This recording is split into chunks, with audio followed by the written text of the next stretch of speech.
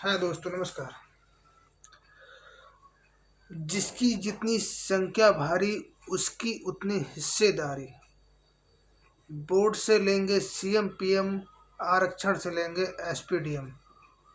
जी, ऐसे थे हमारे साहब काशीराम।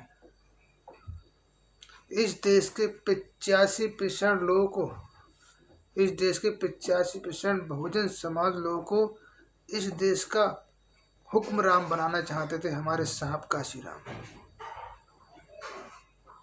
पर आज तो ये हालत है, कुछ पूछिए मत। आप लोग समझ सकते हो इस बात को। वो कहते थे कि सबसे ज़्यादा इस देश के 85% लोगों की सबसे ज़्यादा हालत गांव में ज़्यादा खराब है। उन्होंने अपना घर छोड़ दिया इस समाज के खातिर। उन्हें शादी नहीं की उम्र भर इस समाज के खातिर। कोई संपत्ति नहीं बनाई उन्होंने, कोई बैंक बैलेंस नहीं बनाया उन्होंने, कोई संपत्ति अपना कोई महल नहीं खड़ा करा उन्होंने इस समाज खातिर। साहब काशीराम वो हस्ती थे, अगर उनको 5 साल अगर प्रधानमंत्री बन जाते तो इस देश के 85% बहुजन समाज को, मैं बात कर रहा हूँ कि SC ST OBC अल्पसंख्यक, इन्हें बोलते हैं बहुजन समाज, मूल निवासी इस देश का मूल निवासी 85% लोगों को इस देश का हुक्मरान बनाना चाहते थे। वो कहते थे कि जिस समाज को मुफ्त में खाने की आदत हो वो कभी संघर्ष नहीं कर सकता, और जो संघर्ष नहीं करता है वो कभी सरकार में आ ही नहीं सकता। साहब काशीराम कहते थे कि हमें अपने वोट की रक्षा इस कदर करनी है, ऐसे करनी है जैसे कि हम अपने बहन बेटियों की रक्षा करते हैं, कि आपका वोट कोई लूट ना ले, आपका वोट कोई चुरा ना ले। लोकतांत्रिक देशों में सबसे बड़ा हथियार है आपका अपना वोट। जी, आपको विश्वास रहे कि आप लोग जिस कैंडिडेट को अपना वोट दे रहे हैं, जिसको वोट देना चाहते हैं, आपका वोट वहीं गिरना चाहिए, आपका वोट उसी के हिस्से में जाना चाहिए। ये होता है लोकतांत्रिक देश, कि जनता ही सरकारें बनाती है और जनता ही सरकारें गिराती है। सरकार का काम होता है कि जनता के लिए अच्छी सुख सुविधाएं, अच्छे स्कूल, अच्छे कॉलेज, अच्छी नौकरी मुहैया कराए, कि हमारे देश के स्टूडेंट, हमारे देश के पढ़ने वाले बच्चे जहाँ तक हो सके विदेशों में पढ़ने ना जाए। अपने देश में ऐसी उच्च शिक्षा होनी चाहिए कि हमारे देश में विदेश के बच्चे यहाँ पढ़ने आए। जैसे कि अशोक सम्राट के राज में आते थे, जैसे नालंदा विश्वविद्यालय था, उसमें दुनिया भर के लोग पढ़ने आते थे। नालंदा विश्वविद्यालय को किसी ज़माने में तहस महस कर दिया था। आज भी नालंदा विश्वविद्यालय है, पर वो उस स्थिति में नहीं है कि वहाँ पे कोई विद्यालय अब खुल सके।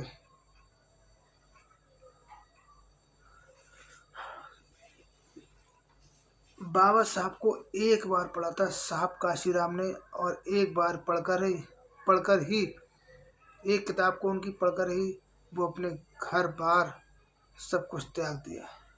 साहब काशीराम कहते थे कि मैंने तो इस बाबा साहब को सिर्फ एक ही बार पढ़ा और मैंने अपना घर छोड़ दिया, और बाबा साहब की इतनी किताबें पढ़ने वाले लोग पता नहीं कैसे खामोश बैठे हैं।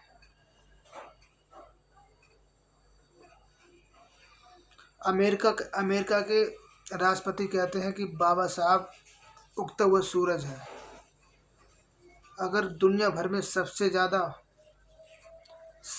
मूर्ति हैं तो वह है फर्स्ट नंबर पर तथागत बुद्ध और दूसरे नंबर पर बाबा साहब अम्बेडकर।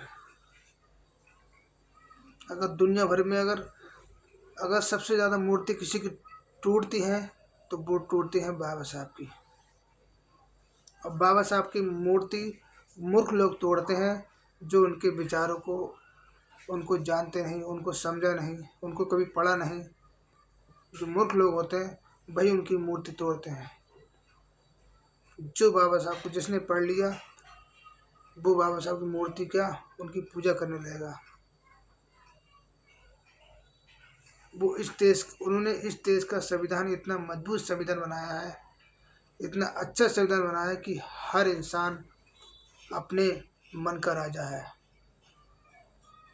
अपनी मर्जी से चाहे वो अपना बिजनेस कर सकता है, अपनी मर्जी से अपनी शादी कर सकता है, अपनी मर्जी से अपना कोई भी रोजगार कहीं भी पूरे भारत में घूम सकता है, उसको कोई रोक टोक नहीं है, पर संविधान के दायरे में रह के।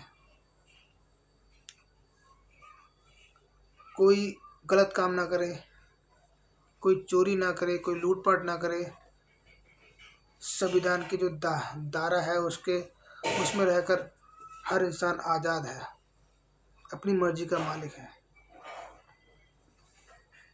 पर बाबा साहब ने कहा था कि संविधान कितना भी बुरा हो, अगर उसको चलाने वाले लोग अच्छे हैं तो संविधान अंत में अच्छा ही साबित होगा। और संविधान कितना भी गलत हो, कितना ही बुरा हो, अगर उसको चलाने वालों की नीयत साफ नहीं है तो संविधान अंत में बुरा ही साबित होगा।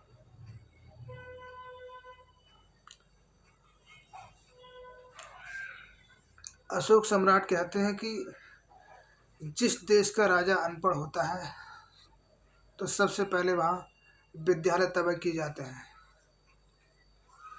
अशोक सम्राट जी कहते थे। और मैं नाम भूल रहा हूँ, क्या नाम है, हाँ, मार्टिन लूथर कहते हैं कि क्या कहते हैं, हाँ, मार्टिन लूथर कहते हैं कि सियासत जहाँ धार्मिक मसलों को शांत करे वो देश महान होता है। और जहाँ सियासत खुद धार्मिक मसलों को बढ़ावा दे तो समझो कि देश को गलत लोग चला रहे हैं। मार्टिन लूथर का ऐसा कहना है, मैं नहीं कह रहा हूँ। सरकारें कितनी आई कितनी गई, कितनी आएंगी कितनी जाएंगी, सब अपने अपने हिसाब से अपना अपना काम करते हैं, जिसको जो अच्छा लगता है ना। तो मैं यही कहना चाहता, आज मैं बात कर रहा साहब काशीराम की। काशीराम ने बहुत कुछ अच्छा मतलब कहे, आप लोग पढ़ा करो काशीराम को भी टाइम ले तो आप लोग ही पढ़ना, उनको कभी उनकी वीडियो देखना है या उनकी किताब पढ़ना कभी, तो आपको अच्छी जानकारी मिलेगी। बाबा साहब को अगर आपने पढ़ा होगा, नहीं पढ़ा हो तो वो नहीं पढ़िए। कितने महान विचार है हमारे बाबा साहब के। और मैं ये कह रहा था, मैं बात कर रहा था बीएसपी की। बाकी तो सपा ने अच्छी सीटें जीती थी, मतलब विधानसभा में सन 2022 में एक सीट पर आकर सिमट गई बीएसपी। मुझे ये बात हजम ना हुई, मुझे क्या किसी को ये बात हजम ना हुई कि पूरी बहुमत से सरकार बनाने वाली पार्टी एक सीट पर सिमट जाए, ये बात किसी को हजम ना हुई। सुप्रीमो मायावती जी ने एक सवाल भी उठाया था कि मतलब कुछ दाल में काला है, कि हमें ईवीएम पे भरोसा नहीं है, कि ईवीएम में घपलेबाजी है। तो चुनाव तो मतलब आप सुप्रीम कोर्ट में केस करो, चुनाव आयोग जाने उसको, है ना, चुनाव आयोग से शिकायत करो, वो उसको सही करेंगे। तो कह रही दाल में कुछ काला है, हो सकता है, पता नहीं, वो तो वही चुनाव आयोग जाने, सरकार जाने। और मैं क्या कह रहा था, मैं आपको, हाँ, मैं ये कह रहा था कि हाँ, वास्तव में ईवीएम के खिलाफ लगातार मतलब धरना प्रदर्शन हो रहा है। अभी दिल्ली में धरना प्रदर्शन हुआ था, 2-3 पहले, 2-3 लोग होगा, 4-5 दिन पहले धरना प्रदर्शन हुआ था। कितना बड़ा प्रदर्शन हुआ था वामसिप के द्वारा, और भी मतलब काफ़ी लोग उसमें, मतलब विपक्ष भी लोग थे शायद। मैं आपको ये दिखाता हूँ वीडियो छोटा सा, ये देखो वीडियो, ये देखो। ईवीएम हटाओ, ईवीएम हटाओ,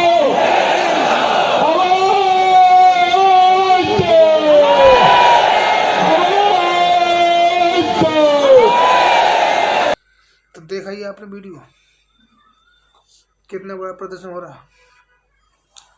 तो मैंने बहुत कुछ कहा, चलिए दोस्तों फिर ठीक है, वीडियो ज़्यादा लंबी हो जाएगा। मैं काफ़ी बात करने, टॉपिक बात करना, मैं काफ़ी अच्छे टॉपिक बात करने वाला था, मैं कुछ भूल रहा हूँ। मैं अगली वीडियो में आपको बताऊँगा, जानकारी मैं इकट्ठी करके आपको, है। चलिए दोस्तों फिर नमस्कार, जय भीम, जय भारत, जय संविधान, जय लोकतंत्र। अगर वीडियो अच्छी लगे लाइक करें, शेयर करें, कमेंट करें, और प्लीज़ चैनल को सब्सक्राइब कर लें। धन्यवाद दोस्तों।